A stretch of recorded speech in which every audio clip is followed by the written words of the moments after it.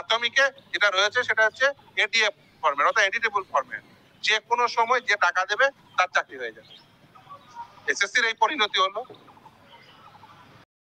এসএসসির 26,000 চাকরি গিয়েছে, এর পরের পালা প্রাথমিকের। এই নিয়ে বিস্ফোরক তথ্য দিলেন শামীম স্যার। তিনি যা বললেন সেটা শুনলে আপনারা সত্যি অবাক হয়ে যাবেন যে প্রাথমিকের নাকি ওএমআর সিটি নেই। সেটা একদম অসংগঠিত ক্ষেত্রে রাখা হয়েছে। ন্যূনতম যেটা 10 বছর রাখার কথা, স্ক্যান বা 20 বছর রাখার কথা স্ক্যান কপি ওএমআর সিটে, সেটা কিন্তু কোনো মতেই রাখা হয়নি বা রাখেনি প্রাথমিক শিক্ষা পর্ষদ। এর ফলে প্রাথমিকের চাকরি নিয়েও কিন্তু একটা সমস্যা দেখা দিয়েছে এবং আমরা জানি যে তার কেস কিন্তু অলরেডি সুপ্রিম কোর্টে চলছে। তো এই বিষয়ে আরও বিস্তারিত তিনি কী বললেন সেটাই এখন তোমাদেরকে আমি আরও শোনাতে যাচ্ছি। তোমরা অবশ্যই বিষয়টি ভালো করে শোনো যে প্রাথমিকে চাকরি নিয়ে কিন্তু একটা সম্ভাবনা দেখা দিয়েছে। এসএসসির পর কিন্তু প্রাথমিকে চাকরি যাওয়ার একটা প্রবল সম্ভাবনা দেখা দিয়েছে। তো এই নিয়ে তিনি কি বলেছেন শামীম স্যার, সেই বক্তব্যটি আমি তোমাদেরকে শোনাতে যাচ্ছি।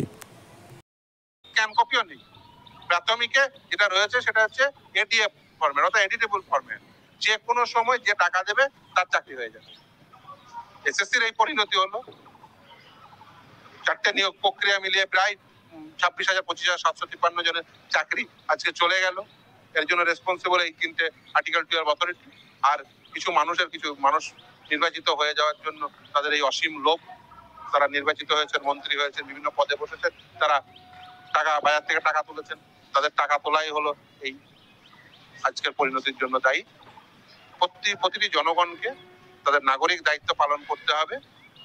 আপনি যদি দেখেন যারা নিজেদের যোগ্য বলছেন, নিশ্চিতভাবে আমি মনে করি এখানে যোগ্য রয়েছে, কিন্তু যোগ্য হলেও আমি প্রতিটি জনগণকে বলি